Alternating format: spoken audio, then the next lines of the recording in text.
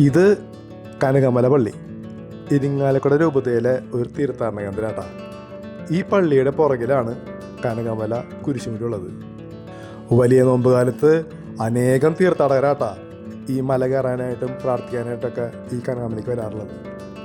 1-ാം സ്ഥലം മുതൽ 14-ാം സ്ഥലം വരെയും നല്ല കുത്തനെയുള്ള കയറ്റങ്ങളാട്ടാ. മല കാണുമ്പോൾ തോന്നുന്നു നമുക്ക് ഈ മല കയറാൻ പറ്റില്ല എന്ന്. അത്രയും പറയുക കുത്തനെയുള്ള കയറ്റങ്ങളായതുകൊണ്ട് നമ്മളങ്ങനെ വിചാരിക്കുക. ആദ്യം ഞാൻ വന്നപ്പോഴും ഞാൻ അങ്ങനെ വിചാരിച്ച് മടങ്ങി പോകാൻ വിചാരിച്ച ആളാണ്. ഇത് രാത്രി വരുമ്പോൾ ഏതാണ്ട് നമ്മുടെ തെങ്ങുമ്പോൾ മായവിള വിട്ട പോലെയാണ് ഇത് നമുക്ക് ഫീൽ ചെയ്യുക. ആദ്യമായിട്ട് കയറുമ്പോൾ ഈ മല കെട്ടിയ.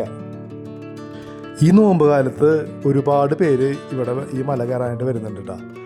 അത് ഈ നോമ്പ് കാലത്ത് ഡെയിലി കയറുന്നവരുണ്ട്, ആഴ്ചയിൽ കയറുന്നവരുണ്ട്, ഒരു നോമ്പ് കാലത്തിൽ ഒരു തവണ കയറുന്നവരുണ്ട്. അങ്ങനെ പല ടൈപ്പ് ആൾക്കാരുണ്ട്. ഞാൻ 6:30-ക്കാണ് പള്ളിയിലെത്തിയത്. അങ്ങനെ 6:30-ക്ക് ഞാൻ മലകയറ്റം തുടങ്ങിയിട്ട് ഞാൻ 1 മണിക്കൂർ തൊട്ടാണ് മല കയറി മുകളിലെത്താനായിട്ട്. പലരും പല പോലെയാണ്. ചിലർ അരമണിക്കൂർ കൊണ്ടെത്തും, ചിലർ 3/4 മണിക്കൂർ കൊണ്ടെത്തും. അത് ഓരോരുത്തരുടെ സ്പീഡ് അനുസരിച്ച് ആണ് കയറുക. മുകളിൽ ചെന്നാൽ ഒരു കുഞ്ഞ് കപ്പേള. ഞാൻ ചെല്ലുമ്പോൾ അവിടെ വിശുദ്ധ കുർബാന നടക്കായിരുന്നു കേട്ടോ. മുകളിൽ എത്തിക്കഴിഞ്ഞിട്ടുണ്ടെങ്കിൽ താഴത്തേക്കുള്ള വ്യൂ അതിമനോഹരാട്ടാ. ഒരു സൈഡ് ചാലക്കുടി ഏരിയ ആണെങ്കിൽ മറ്റേ സൈഡ് കോടാലി ഏരിയ. രാത്രിയിൽ കാണാൻ വളരെ മനോഹരമായ കാഴ്ചയാട്ടാ, നല്ല കാറ്റും. അങ്ങനെ കുറച്ച് നേരം അവിടെ വെള്ളമൊക്കെ കുടിച്ച് വിശ്രമിച്ചിരുന്നിട്ട് ഞാൻ പതുക്കെ മല ഇറങ്ങി താഴെ എത്തുമ്പോൾ നല്ല ചൂട് കഞ്ഞിയാണ് പള്ളിയിൽ നിന്ന് നമുക്ക് തരാട്ടാ.